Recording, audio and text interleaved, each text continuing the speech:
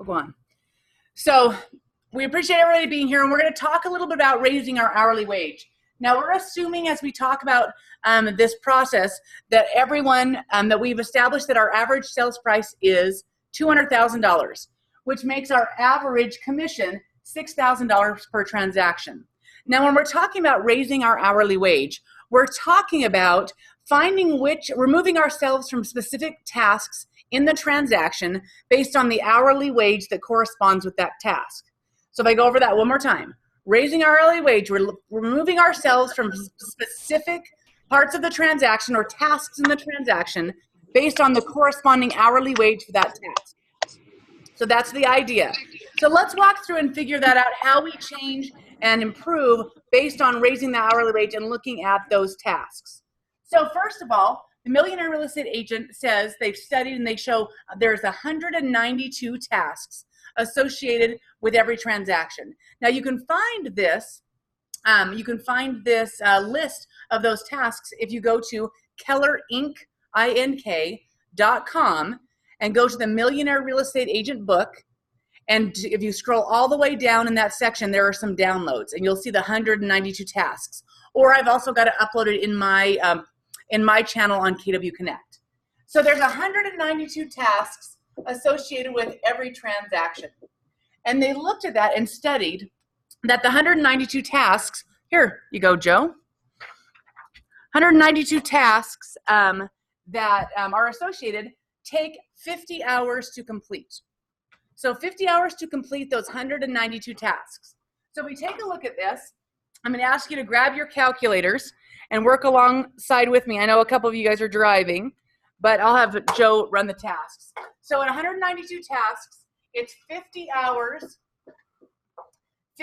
of work to complete those 192 tasks. Now, as we're going to find that out, that's a pretty systematic way. We actually studied this, and I took one of our top teams, the Mike Hicks group, and I looked at how many transactions they were closing, how many people were on their administrative and their sales teams, and averaged that out, and I actually found out they were spending 48 hours per transaction on their team. So it worked out pretty well. The study works really well. But it is a very systematized 50 hours to complete those tasks. And those 192 tasks are lead gen all the way through post-closing. Now, when we look at that, what is our hourly wage if we are a single agent doing all of those tasks? Because if we have no leverage, that means we cover every task. So at $6,000, so this is a single agent. This is level 1 in the Millionaire Real Estate Agent organizational model. Single agent. Single agent at $6,000 per transaction, 50 hours to complete that transaction. What is our hourly wage? $120. $120 per hour. Not bad. Not too bad. $120 an hour is a great wage to make. That is doctor level wage. So that's fantastic. Now let's take a look at what our capacity is as a single agent. So if we want to work 4 weeks per year, 4 weeks per month, 40, or let's even say 50 hours per week, how many hours per month, Joe, are we willing to work? 50 hours a week, 4 weeks out of the month. This calculator is too complicated. She has me using. What do you think, Gary or Cindy? 4 weeks, 50 hours a week. How many hours per month are we willing to work? It's 200. 200. Excellent, Joe. I can do that. So we're willing to work 200 hours a month. How many hours per transaction do we say it takes? 50. 50. So if we're working 200 hours per month and it's 50 hours per transaction, what is our capacity? 4 transactions. 4 transactions. So our capacity as a single agent is 4 transactions. So now, if you're an individual agent and you're completing 4 transactions a month consistently, you are very busy. You're probably not even working 50 hours a week. You're probably working significantly more because your systems have to be pretty darn good to work at 50 hours a week doing a consistent 4 transactions. So basically our capacity is 4 units a month. Now let's take that out and let's move up to level 2. We add our first hire at level 2. So L2 is an agent plus an administrative assistant. Now, when they studied those 192 tasks, they found 80%, the 80-20 rule applied. 80% of those tasks can be done by an unlicensed assistant. So what are the tasks that we have available that a licensed agent needs to do? There's 5 tasks. We have 5 jobs. Joe, do you know the first job of an agent? Negotiate. Look on your little handout. Lead gen. Lead generation. So lead generation is one of the 5 tasks. What's the second task? And Cindy and Gary, if you guys want to kick in, you kick in at any time. I think I've got you both muted. Oh, Gary's trying to type in. I can't watch you long enough. What's the second job? Lead follow-up. Lead follow-up. That's where we make our money. Third, Appointments. appointments, going on appointments. Fourth job, Negotiation. negotiate contracts.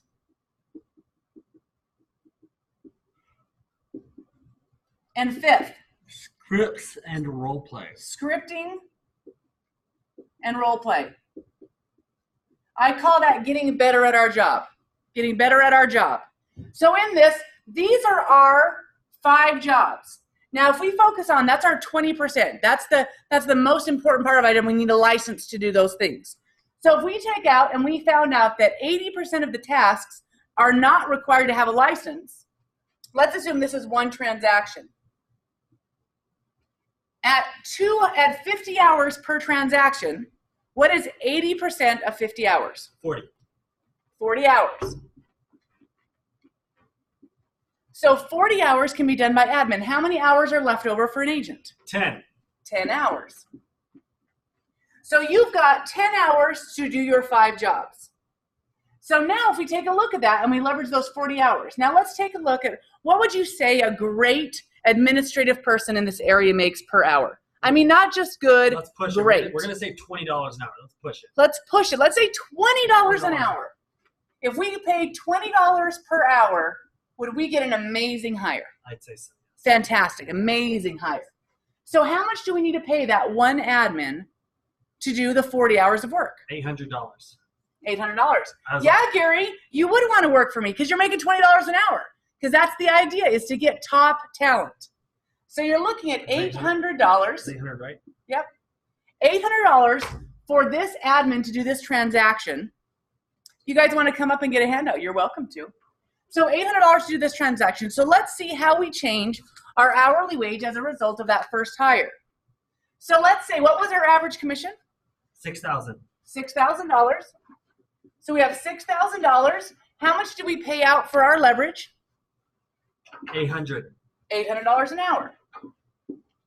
So what are we left with? $5,200. $5,200 for this transaction. Now, how many hours did we work? 10 hours.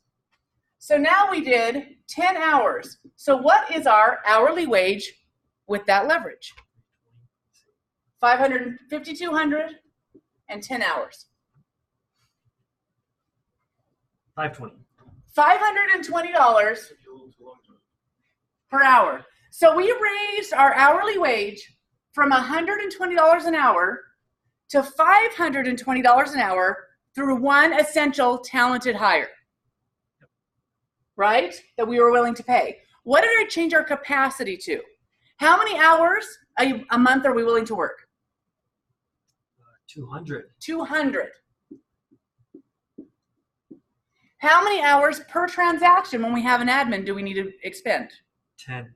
10. So what's our capacity in units now? 200 divided by 10. Joseph. Let's say. I'm going to go with 20. I was going to say 20. But when I put it in my phone, it said 10. I was like, That's not really right.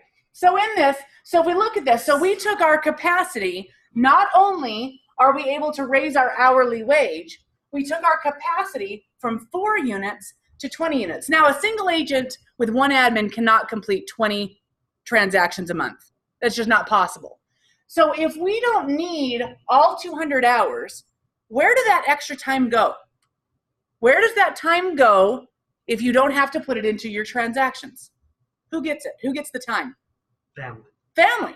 Your family, your personal life, all of those hours, which you could not give up any if you want to close 4 transactions, you get to say, I don't need to close 20 transactions. So if I close 5 transactions or 10, all of those hours can go back into family. Now we're making more per hour and we're getting more time back for our family. We all agree? Agreed. Agreed. Perfect. So in that is how we're getting time. Now, when we make $520 an hour, does that mean we make that to go golfing? Because now we've got admin covering 80% of our time. Do we go golfing now? Do we get to go golfing and do those kind of things and take more vacations? What are we doing to earn $520 an hour? Those 5 tasks. That's right.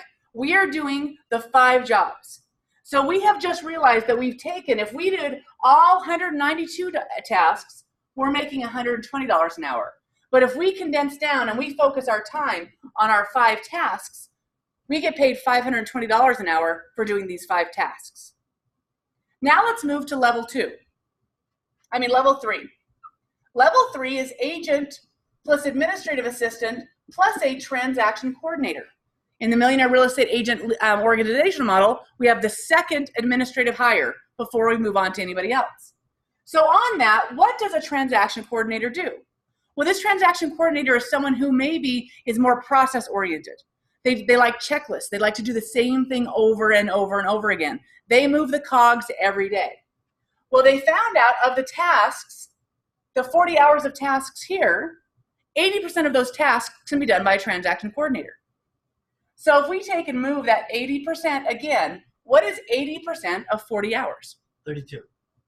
32 hours.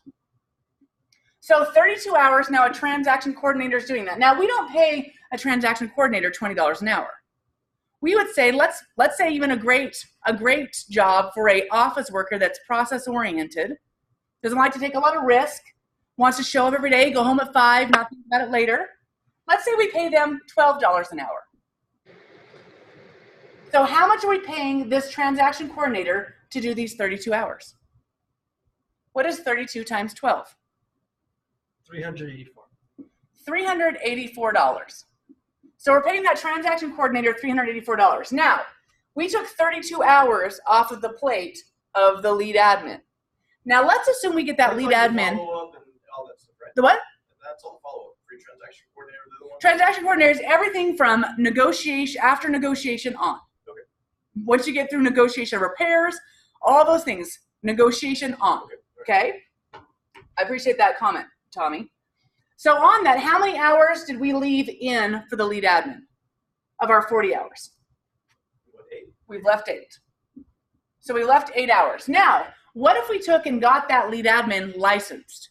Are there any of these jobs that lead admin could take over as a result of having a license? Oh, sure. For sure. What kind of things could they do, Tommy? Negotiate contract. They could do a little negotiation. Right. What else could they do? Well, script role play. They can script and role play. Excellent. What else could they do? Set appointments. They can set appointments. Could they do some lead follow-up? Follow-up for sure. Could they do a little lead generation? Sure, because they're licensed. They're licensed. They could take inbound calls. They could do database management. They could do a few more things. When you have too many people calling in, you can only handle one call. That's right. You can only handle one call at a time. I love all that. So if you take a look at that, they're actually going to take over for some of our tasks in that transaction.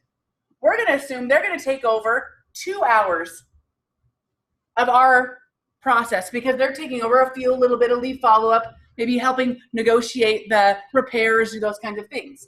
So we have 8 hours and 2 hours. So now, how much do we have the lead admin doing? 10 hours. So in this, I'm going to move this out. I'm going to move this out. Lead admin's doing 10 hours. How many hours am I doing as an agent? 8. We're doing 8 hours. Now, we got this one, we got our lead admin license, so we're going to give her a bonus per transaction. Let's say we give $50. So let's say we'd add $50 on it per transaction. How much are we paying our lead admin at this point? How many hours are they doing? 10 hours. So how many 10 hours? We're paying $20 an hour, right? So that's 200 plus $50. So we're paying $250 an hour. Now let's take a look at what our hourly wage is. So $6,000 minus we paid $250 for lead admin. We paid $384 for transaction coordinator. How much did we pay total there? $634. $634. Interestingly enough, is that less expensive than one lead admin doing it all? Interesting. So how much are we netting? 6,000 minus 634. 5,366. How many hours are we working? $670 an hour. So we just took our hourly wage from $520 to $670. Did we also add more time? Yeah. The capacity increased. So we added more time. So that is level 2 and level 3. So we're raising the hourly wage. Now what are we doing at that $670? What are the tasks? Lead generation, lead follow-up, going on the appointments, Yeah. probably majority of lead generation and appointments. Yeah, but the pressure's way down because you got someone that can like jump in. Exactly right. So you're able to focus more on these and get better and convert at a higher level. Right. That's why we're making more per hour, because we're probably getting better and converting at a higher level. Right. So let's talk about moving to level 4. How do we change our hourly wage and level 4? Now you can see this is where it all is going to tie together on whether or not you hire in the right order. Level 4 is agent plus administrative manager. She moves from a lead admin to a manager, transaction coordinator, and now buyer's agent. Now, in the Millionaire Real Estate Agent book, a buyer's agent is generally making 50% of the transaction, of the commission. So if our commission is $6,000 and we're paying the buyer's agent half of that, how many of these 8 hours can a buyer's agent do? 7. What else would they not be able to do? They're not doing like the hiring. They're not doing the hiring. They're not doing the lead gen. They're not. They may. Now, I really like what you said. They're not doing lead gen. Why wouldn't they be doing lead gen on this transaction? What generated this lead? What would have generated this lead that they didn't have to lead generate it? Sign call. The what? A sign call off of what, Tommy? Listing. Off of the listing. If I generated the listing and it generated a sign call or a call off of Zillow or something else, they didn't have to lead generate it. Right. I lead generate it. So I'm going to take 1 hour of that transaction because I generated the lead through my listing. So now that buyer's agent is doing 7 hours of the work. 7 hours of the work in this transaction, and I generated a lead with the 1 hour. Yeah, okay, I get it now. So like that 7 hours, he's going to be doing the Lead the follow-up, appointment, the appointment. negotiating contract, like basically taking that over. Okay. Right. So they're doing the 7 hours showing houses, Yeah. showing the house, converting this buyer into a closing that was generated by my listing. Dude, that's the first time I actually got that part. Perfect. Yeah. So on this, we're paying half of the transaction, right? So divide that by 2. How much am I getting? Because I paid half. 3,000. 3,000. How much do I pay? How much do I pay to my admin? 600. 634. What's my net? 2,366. 2,366. How many hours did I work? 1. What was my hourly wage? 2,366. What was the jobs that paid me $2,366 per hour? How did I generate the lead? Lead generation for listings and script and role play to capture the listing. Lead generate for listings and script and role play. So if you lead generate for listings and script and role play, and then I'm going to add one more, hiring. Because at this pay grade, hiring the right admin and the right buyer's agent so they take this over is the key. Now, if you're in charge of hiring, does that pay a commission? Does hiring pay you a commission? Well, not hiring that person. No, it doesn't. But does it take a lot of work? Yes. Take a lot of effort. Yeah.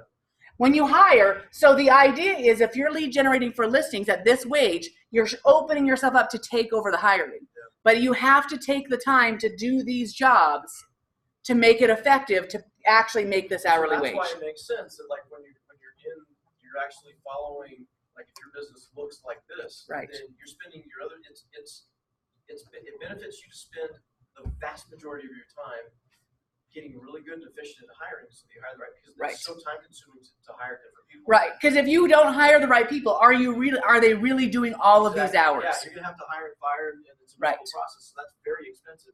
And the other thing that you should spend your time is tweaking your lead generation skills. Right. Learning how to communicate better. Exactly right. Getting better at your lead generation and by scripting and role playing, getting better and better and better at your job. So when you lead generate for a listing, you capture it. You hire excellent talent so that you do not have to think about all the other jobs that are happening. They are getting executed. That's how you raise your hourly wage.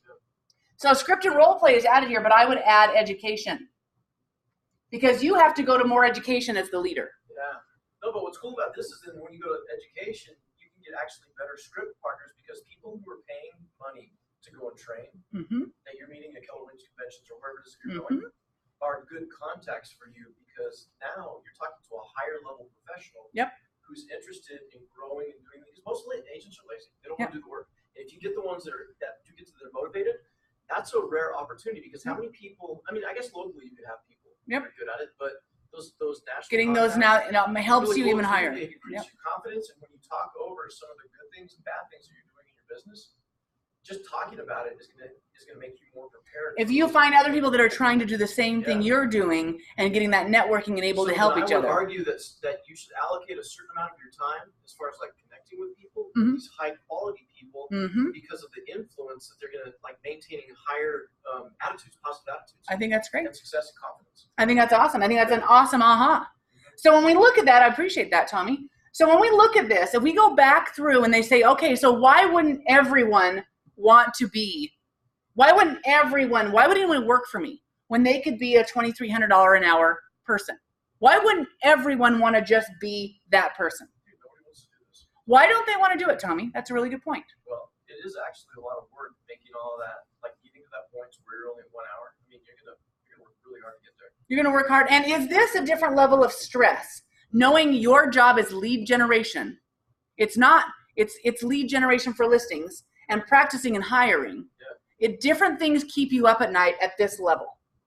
It isn't finding the next buyer or the next seller. Sure. It's whether or not the payroll is going to be made. But if you focus on making sure that your life, like if you have this filter of the way that you need to see your life, and you constantly keep coming back to, okay, so I spend an hour on each transaction, and outside of that, I got to be doing these things, spending time with family, keeping it in balance, being a better communicator, lead generating, doing all that. So you'll protect the things that you need to do to keep this happening. And I would argue over time, I mean, you're going to have stress either way, but I think that over time, you mitigate your risk if you make sure that you are doing the daily habits that you need to make sure that this never goes away. Yep, I agree with that. Now, if you're looking at this, is this person, what they would say, what about a buyer's agent? Is this beneficial? If you are the buyer's agent, is it better to be a buyer's agent than a single agent? How would you show them that?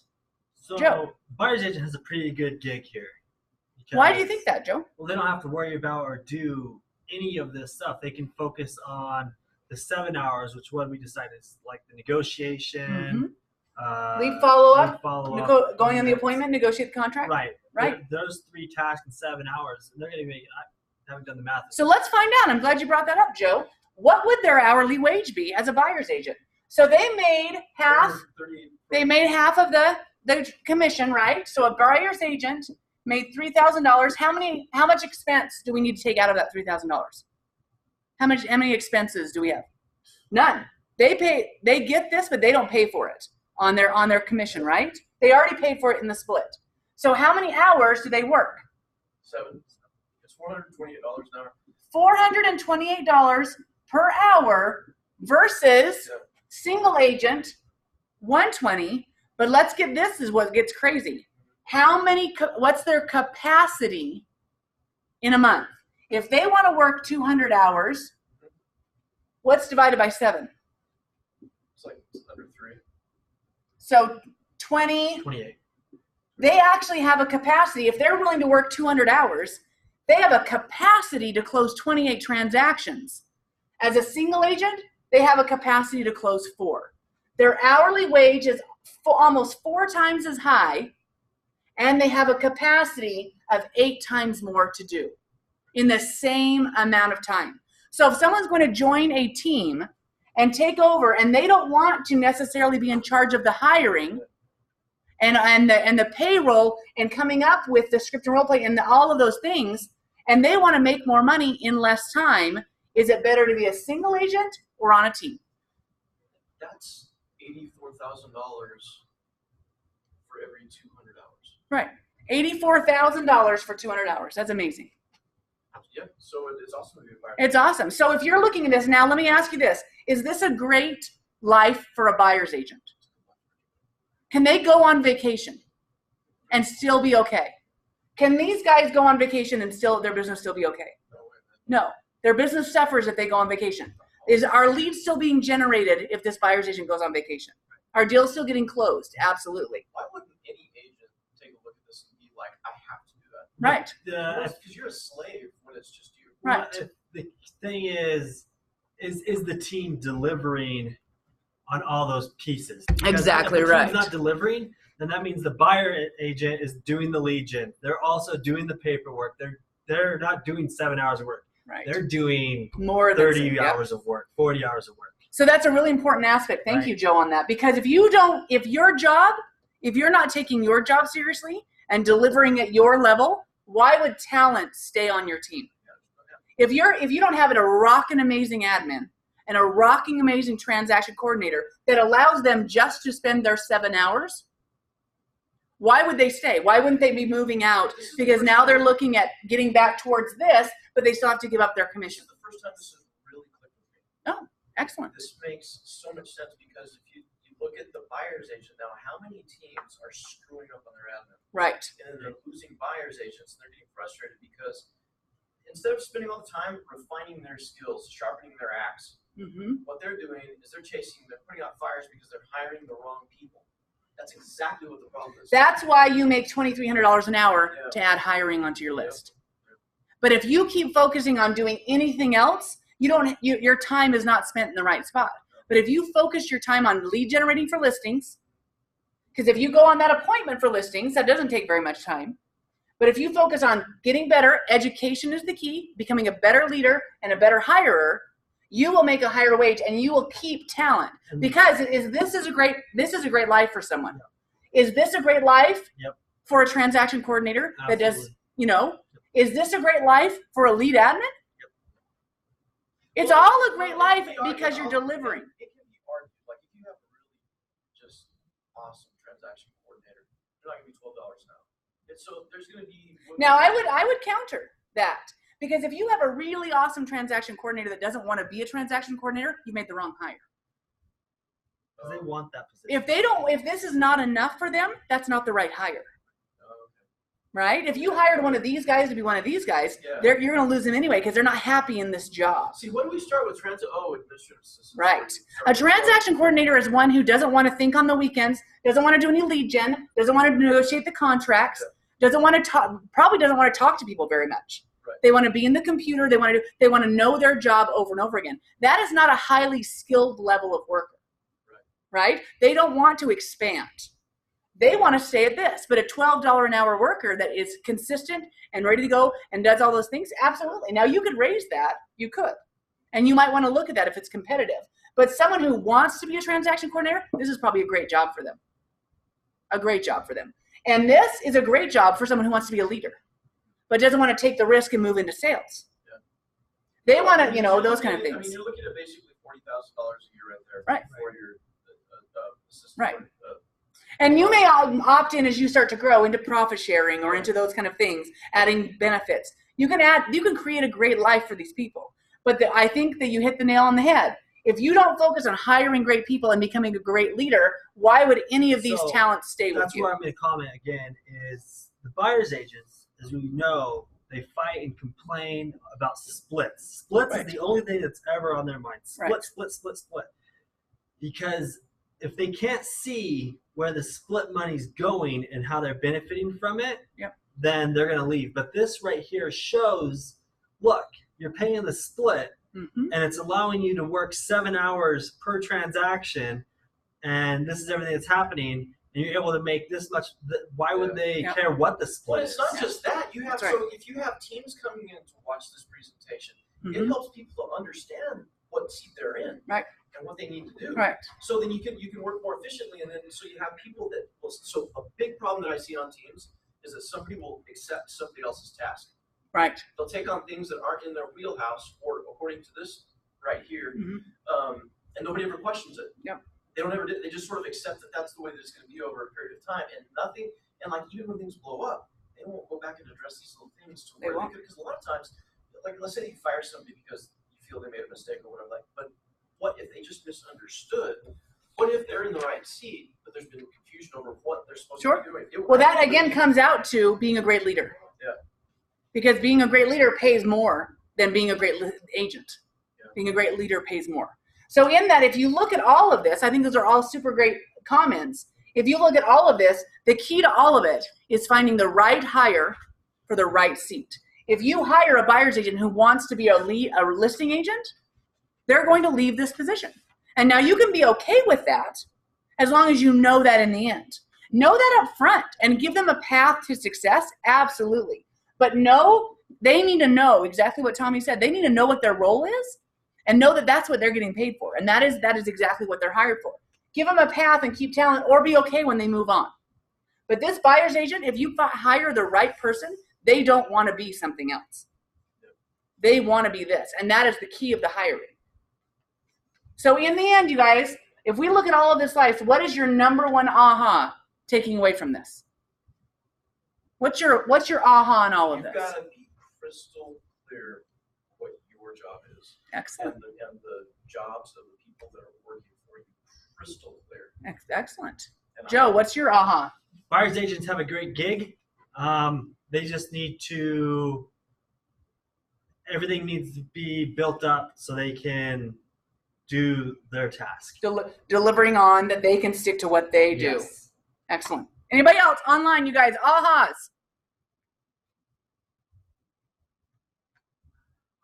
Everybody went to sleep online. That's right. Okay, awesome. All right, you guys, that's it. That is raising your hourly wage. Is this going to be posted somewhere after? Maybe. Thank you so much, you guys. You're awesome. I have a worksheet for this if you want to pick it up.